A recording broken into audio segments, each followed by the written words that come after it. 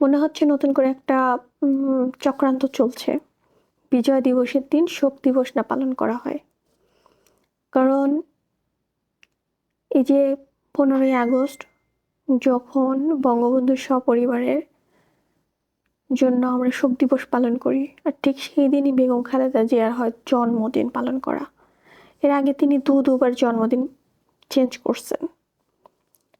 তো উনি চেঞ্জ করছেন, উনি পালন করেন, ঠিক আছে, করুক, আমরা সেটাও মেনে নিলাম। কিন্তু নতুন করে ষড়যন্ত্রের আভাস মনে হচ্ছে পাচ্ছি। উনি যদি বেঁচে থাকেন তাহলে আলহামদুলিল্লাহ, উনি ভালো থাকুক, সুস্থ থাকুক, সেই কামনা করি। কিন্তু ওনার মৃত্যুর দিনটা যদি 16 তারিখে ধার্য করা হয়, তাহলে কি আমাদের মেনে নেওয়া উচিত হবে? মোটেও নয়। উনি আইসিইউতে আছেন, মুমূর্ষু অবস্থায় ছিলেন।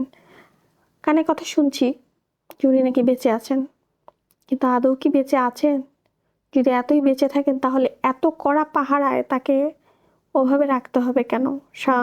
সাধারণ হোক বা তাকে দেখার মতো কেউ নেই কেন? যেতে পারে না কেন? আমার কথা হচ্ছে এটা, অন্য কিচ্ছু না। আমি খারাপ উদ্দেশ্যে কিছু বলছি না। আমি বলছি যে এই ষড়যন্ত্রটা কিন্তু আমরা মেনে নিব না আগামীতে, যদি এরকম কিছু হয়।